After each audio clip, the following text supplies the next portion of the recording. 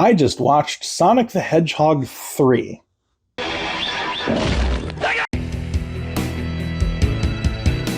have a 6-year-old son in kindergarten, so I end up seeing more kids' movies than I want, and normally I wouldn't bother reviewing one, especially one that's been out for a bit. I wanted to take my son to a movie over the Christmas break. I didn't want to see the live-action Lion King, which really wasn't a live-action movie anyway, or Moana 2. I didn't see the first one, neither did he. My son's a little bit too young for Nosferatu, so it basically came down to Sonic. I went to the movie knowing almost nothing about the lore, the plot, the characters, or the Sonic universe. Even though I'm a Gen Xer, I never really played the video games that much. I was more in the Nintendo camp. The point is, I went into this movie knowing very little about it. To my surprise, I enjoyed it quite a bit. I see that this has a very high Rotten Tomatoes score, higher than the previous two movies. I didn't know that going in. It's a rare feat for a sequel to have the highest Rotten Tomatoes score of the entire trilogy, including the audience score. But after the after-credit sequence, the money this movie is making, it won't stay a trilogy for long. So what did I think? It will never be on my top 10 list of favorite movies of all time, but I genuinely enjoyed watching this movie. It more or less followed the formula of your average modern comic book movie, which was nice. We start with our established protagonists, and I like that the characters are already the characters. You don't have to build it up. It's not an origin story. You're supposed to already know who these people are. I don't really, but you get caught up quick enough. Our protagonists, the team, and the human companions are all on a camping trip together, which reminds me of Star Trek V. If you watch this channel very much, you'll notice that a lot of things remind me of Star Trek. Just like in Star Trek V, they're out on a camping trip, and then a helicopter comes and takes them off to a mission. Turns out that a Sonic-like alien being is wreaking havoc on a revenge-fueled rampage, and of course our team of heroes has to go save the day. However, they're outmaneuvered by this new character.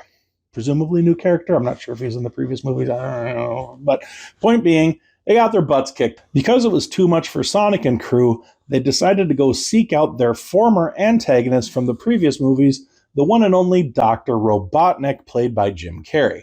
Jim Carrey is still at the top of his game. He's getting older, but he is still able to bring out the silly. He's still able to go full throttle with the character, and he does Dr. Robotnik very, very well. I was very pleased.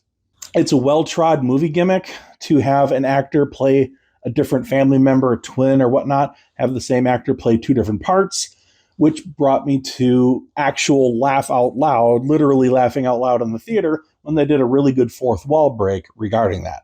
Kudos. I like when kids' movies sneak in little things that the grown-ups can like. For example, when somebody gets zapped, they say 1.21 gigawatts, which references an 80s movie, Back to the Future. They're in London. They have a little sidewalk crosswalk thing that looks like the Beatles album cover. They make reference to that. That joke probably went over the heads of a lot of the younger parents in the audience. So kudos to them for, trying to keep the grown-ups involved as they watch the movie as well.